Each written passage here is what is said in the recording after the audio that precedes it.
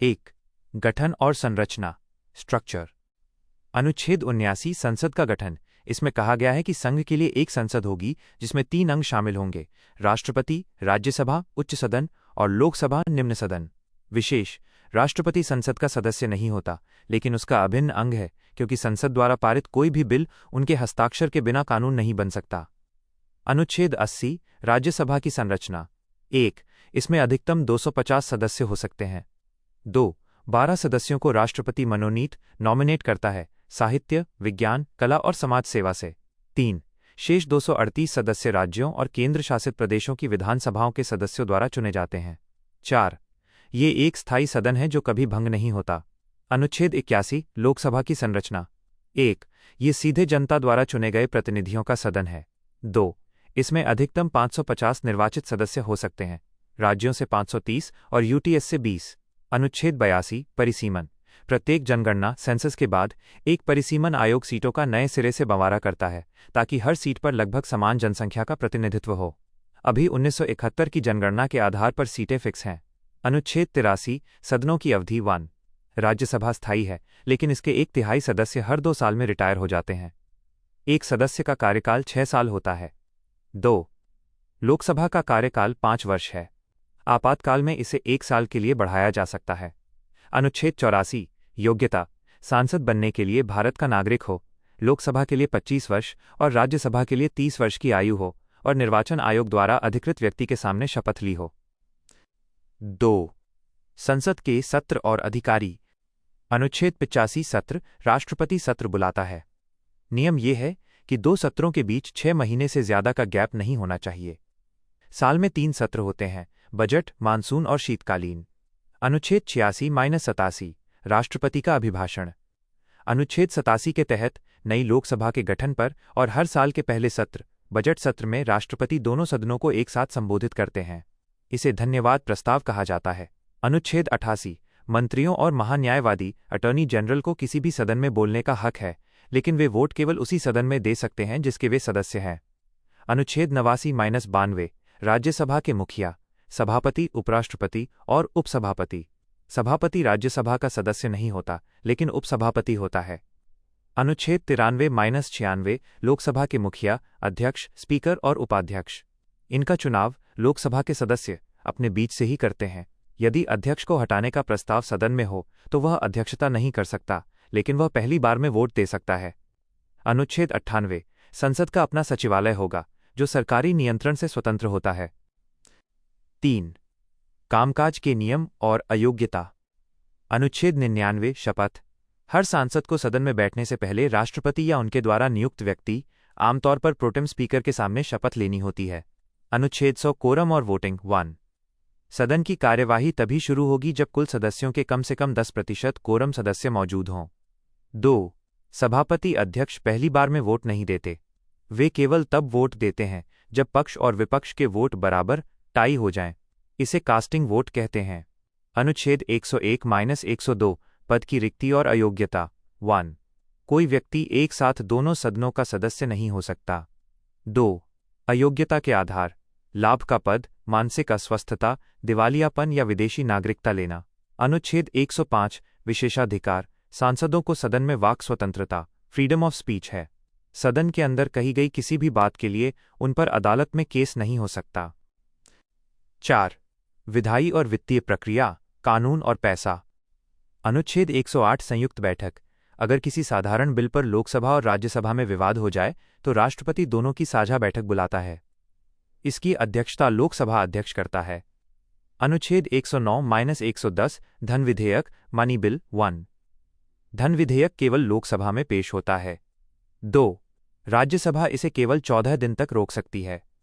3, अनुच्छेद 110 में इसकी परिभाषा है: टैक्स, लोन आदि। अध्यक्ष का फैसला अंतिम होता है कि कोई बिल धन विधेयक है या नहीं। अनुच्छेद 111 राष्ट्रपति की सहमति। बिल पास होने के बाद राष्ट्रपति के पास जाता है। वे हस्ताक्षर कर सकते हैं या पुनर्विचार के लिए भेज सकते हैं, लेकिन अगर संसद दोबारा भेज दे तो हस्ताक्षर करना अनिवार्य है। अनुच्छेद 112 बजट।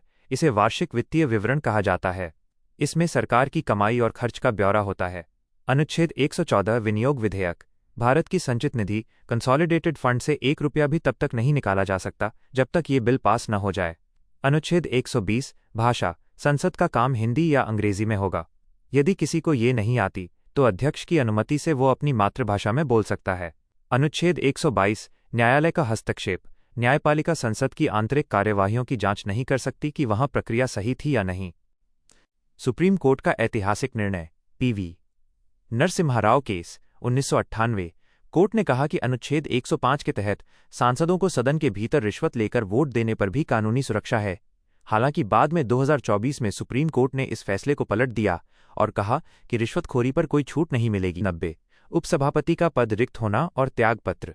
राज्यसभा का उपसभापति अपना पद तब छोड़ देगा यदि 1. वो राज्यसभा का सदस्य नहीं रहता, 2. वह सभापति उपराष्ट्रपति को संबोधित करके अपना त्यागपत्र दे देता है, 3. राज्यसभा के तत्कालीन सदस्यों के बहुमत से पारित संकल्प द्वारा उसे पद से हटा दिया जाए 14 दिन के नोटिस के बाद। अनुच्छेद 91 सभापति के कर्तव्यों का पालन। यदि सभापति उपराष्ट्रपति का पद रिक्त है या वो राष्ट्रपति के रूप में कार्य कर रहा है तो उपसभापति सभापति के कर्तव्यों का पालन करेगा। यदि उपसभापति भी न हो तो राष्ट्रपति द्वारा नियुक्त राज्यसभा का कोई सदस्य उस पद को संभालेगा। अनुच्छेद 92 और 96 पीठासीन न होना। ये एक बहुत ही न्यायपूर्ण नियम है। यदि सभापति अनुच्छेद 92 या लोकसभा अध्यक्ष अनुच्छेद 96 को हटाने का प्रस्ताव सदन में विचाराधीन है तो वह सदन में उपस्थित तो रह सकते हैं, बोल भी सकते हैं, लेकिन वे अध्यक्षता प्रिसाइड नहीं करेंगे। उन्हें पहली बार में वोट देने का अधिकार होगा, लेकिन मत बराबर होने की स्थिति में निर्णायक मत कास्टिंग वोट देने का अधिकार नहीं होगा। अनुच्छेद 103 सदस्यों की अयोग्यता पर निर्णय। यदि ये प्रश्न उठता है कि कोई सांसद अनुच्छेद 102 की अयोग्यता का शिकार हो गया है तो इसका फैसला राष्ट्रपति करेंगे, लेकिन राष्ट्रपति को इस पर निर्णय लेने से पहले निर्वाचन आयोग इलेक्शन कमीशन की राय लेनी होगी और उसी राय के अनुसार काम करना होगा। अनुच्छेद 104 बिना शपथ लिए बैठने पर दंड। यदि कोई व्यक्ति अनुच्छेद 99 के तहत शपथ लिए बिना या यह जानते हुए कि वो अयोग्य है सदन में बैठता है या वोट देता है तो उसे हर दिन के लिए 500 रुपये का जुर्माना देना होगा। अनुच्छेद 113 प्राक्कलनों एस्टिमेट्स के संबंध में प्रक्रिया। बजट में 2 तरह के खर्च होते हैं। 1. संचित निधि पर भारित व्यय, जैसे राष्ट्रपति जजों के वेतन माइनस इन पर संसद में चर्चा हो सकती है लेकिन वोट नहीं डाला जा सकता। 2. अन्य व्यय, इनके लिए अनुदान की मांगें डिमांड्स फॉर ग्रांट्स लोकसभा में पेश की जाती हैं जिस पर वोटिंग होती है। अनुच्छेद 115 अनुपूरक अतिरिक्त या अधिक अनुदान सप्लीमेंट्री ग्रांट्स। यदि चालू वर्ष के लिए संसद द्वारा स्वीकृत पैसा कम पड़ जाए या किसी नई सेवा के लिए अतिरिक्त पैसे की जरूरत हो तो राष्ट्रपति अनुपूरक अनुदान की मांग संसद के सामने रखवाते हैं। अनुच्छेद 116 लेखानुदान वोट ऑन अकाउंट और प्रत्यानुदान। बजट पारित होने में समय लगता है, आमतौर पर अप्रैल के बाद। इसलिए सरकार को साल के शुरुआती महीनों अप्रैल मई का खर्च चलाने के लिए संसद से अग्रिम एडवांस पैसा मिलता है, इसे लेखानुदान कहते हैं। अनुच्छेद 119 वित्तीय कार्य का विनियमन। संसद कानून बनाकर वित्तीय कार्यों और बजट को समय पर पूरा करने के लिए अपनी प्रक्रियाओं को नियंत्रित कर सकती है। अनुच्छेद 121 संसद में चर्चा पर प्रतिबंध। संसद में सुप्रीम कोर्ट या हाई कोर्ट के किसी भी न्यायाधीश के न्यायिक कर्तव्यों कॉन्डक्ट पर चर्चा नहीं की जा सकती, सिवाय तब जब उसे हटाने का प्रस्ताव रिमूवल मोशन सदन में लाया गया हो। एक नज़र में अनुच्छेद 79-122 का पूरा प्रवाह। 179-88 संसद कैसे बनी है, कौन सदस्य होगा और सत्र कब होंगे। 289-98 सदन को चलाएगा कौन, स्पीकर चेयरमैन और उनका सचिवालय।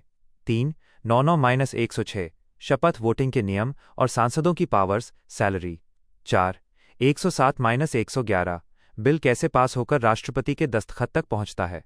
5 112-117 देश का पैसा बजट कैसे पास होता है। 6 118-122 सदन के अंदर के नियम और कोर्ट की मनाही। 1 परिसीमन डिलिमिटेशन माइनस अनुच्छेद 82। परिसीमन का अर्थ है देश या किसी राज्य में विधायी निकाय लोकसभा या विधानसभा वाले निर्वाचन क्षेत्रों की सीमाओं का निर्धारण करना। उद्देश्य जनसंख्या के आधार पर निर्वाचन क्षेत्रों का इस प्रकार बंटवारा करना कि प्रत्येक सीट पर लगभग समान जनसंख्या का प्रतिनिधित्व हो। यह एक व्यक्ति एक वोट के सिद्धांत को मजबूती देता है। परिसीमन आयोग डिलिमिटेशन कमीशन संविधान के अनुच्छेद 82 के तहत हर जनगणना सेंसस के बाद संसद एक परिसीमन आयोग का गठन करती है। इस आयोग की अध्यक्षता सुप्रीम कोर्ट के एक रिटायर्ड जज करते हैं। इसमें मुख्य चुनाव आयुक्त भी शामिल होते हैं। आदेश की शक्ति। इस आयोग द्वारा जारी आदेशों को किसी भी न्यायालय में चुनौती नहीं दी जा सकती। इसके आदेश लोकसभा या विधानसभा के पटल पर रखे जाते हैं, लेकिन उनमें कोई बदलाव नहीं किया जा सकता। वर्तमान स्थिति। फ्रीज 1971 की जनगणना के बाद परिवार नियोजन कार्यक्रमों को बढ़ावा देने के लिए सीटों की संख्या को 2026 तक के लिए फ्रीज कर दिया गया है 84वें संशोधन द्वारा। वर्तमान में जो सीटें हैं वे 1971 की जनसंख्या पर आधारित हैं। 2026 के बाद नई जनगणना के आधार पर सीटों की संख्या काफी बढ़ सकती है। 2. Pro tem speaker. Pro tem speaker. Pro tem एक लैटिन शब्द है जिसका अर्थ है कुछ समय के लिए, फॉर द टाइम बीइंग। नियुक्ति। जब नई लोकसभा चुनकर आती है तो पिछला अध्यक्ष स्पीकर अपना पद छोड़ देता है। तब राष्ट्रपति अनुच्छेद 95(1) के तहत सदन के किसी एक सदस्य को प्रोटेम स्पीकर नियुक्त करते हैं। आमतौर पर सदन के सबसे वरिष्ठ सीनियर मोस्ट सदस्य को यह जिम्मेदारी दी जाती है। मुख्य कार्य। 1. शपथ दिलाना। इनका सबसे प्रमुख कार्य नए चुने गए सांसदों को पद की शपथ दिलाना है, अनुच्छेद 99 के तहत। बिना शपथ लिए कोई भी सदस्य सदन की कार्यवाही में भाग नहीं ले सकता। 2. अध्यक्ष का चुनाव। प्रोटेम स्पीकर सदन की उस बैठक की अध्यक्षता करता है जिसमें नया स्थायी अध्यक्ष परमानेंट स्पीकर चुना जाता है। कार्यकाल। जैसे ही नया अध्यक्ष चुन लिया जाता है, प्रोटेम स्पीकर का पद अपने आप समाप्त हो जाता है। यह एक अत्यंत अल्पकालिक शॉर्ट टर्म पद है। दोनों के बीच का महत्वपूर्ण अंतर और राष्ट्रपति की विधायी शक्ति कहा जाता है। आइए इसे गहराई से समझते हैं। अनुच्छेद 123। राष्ट्रपति की अध्यादेश जारी करने की शक्ति। जब संसद के दोनों सदन, लोकसभा और राज्यसभा, सत्र में नहीं होते और देश में ऐसी स्थिति पैदा हो जाए कि तुरंत कानून बनाना जरूरी हो, तब राष्ट्रपति अध्यादेश जारी कर सकता है। इस अध्यादेश की शक्ति और प्रभाव बिल्कुल वैसा ही होता है जैसा संसद द्वारा पारित किसी कानून का। 1. अध्यादेश जारी करने की शर्तें। राष्ट्रपति अध्यादेश केवल तभी जारी कर सकता है जब संसद का अवकाश हो, यानी संसद के दोनों सदन या कोई एक सदन सत्र में न हो, क्योंकि कानून बनाने के लिए दोनों सदनों की उपस्थिति अनिवार्य है। तत्काल आवश्यकता हो। राष्ट्रपति को विश्वास हो जाए कि ऐसी परिस्थितियां मौजूद हैं जिनमें तुरंत कार्रवाई करना आवश्यक है। मंत्रिपरिषद की सलाह। राष्ट्रपति ये शक्ति अपनी मर्जी से नहीं, बल्कि प्रधानमंत्री के नेतृत्व वाली मंत्रिपरिषद की सलाह पर ही इस्तेमाल करता है। 2. अध्यादेश की सीमाएं, लिमिटेशंस। संसद के समान राष्ट्रपति केवल उन्हीं विषयों पर अध्यादेश जारी कर सकता है जिन पर संसद कानून बना सकती है। मौलिक अधिकार। अध्यादेश द्वारा किसी भी मौलिक अधिकार, फंडामेंटल राइट्स को छीना नहीं जा सकता। संवैधानिक संशोधन। अध्यादेश के माध्यम से संविधान में संशोधन, अमेंडमेंट नहीं किया जा सकता। 3. अध्यादेश की अवधि, वैलिडिटी। अध्यादेश स्थायी कानून नहीं होता, इसकी उम्र सीमित होती है। संसद की मंजूरी। जैसे ही संसद का अगला सत्र शुरू होता है, अध्यादेश को संसद के सामने रखा जाना चाहिए। 6 सप्ताह का समय। संसद सत्र शुरू होने की तारीख से 6 सप्ताह के भीतर यदि संसद इसे पारित कर देती है तो ये स्थायी कानून बन जाता है। समाप्ति। यदि संसद 6 सप्ताह के भीतर इसे खारिज कर दे या कोई कार्रवाई न करे तो अध्यादेश खत्म हो जाता है। अधिकतम अवधि। चूंकि 2 सत्रों के बीच अधिकतम 6 महीने का गैप हो सकता है, इसलिए एक अध्यादेश की अधिकतम उम्र 6 महीने और 6 सप्ताह हो सकती है। सुप्रीम कोर्ट के महत्वपूर्ण निर्णय, न्यायिक समीक्षा। चूंकि अध्यादेश कार्यपालिका जोंगबू द्वारा बनाया गया कानून है, इसलिए इसके दुरुपयोग की संभावना रहती है। सुप्रीम कोर्ट ने इस पर कड़े नियम बनाए हैं। 1. कूपर मामला 1970। कोर्ट ने कहा कि राष्ट्रपति के संतुष्ट होने, सैटिस्फैक्शन को अदालत में चुनौती दी जा सकती है यदि ये दुर्भावनापूर्ण तरीके से किया गया हो। 2. DC वाधवा बनाम बिहार राज्य 1987। कोर्ट ने पाया कि बिहार सरकार बार बार एक ही अध्यादेश को बिना विधानसभा में पास कराए फिर से जारी रीप्रोमलगेट कर रही थी। कोर्ट ने इसे संविधान पर धोखाधड़ी बताया और कहा कि बिना संसद विधानसभा की मंजूरी के अध्यादेश को बार बार जारी करना असंवैधानिक है। निष्कर्ष। अध्यादेश एक आपातकालीन शक्ति है, न कि संसद की विधायी शक्ति का विकल्प। इसका उद्देश्य शासन में गतिरोध को रोकना है,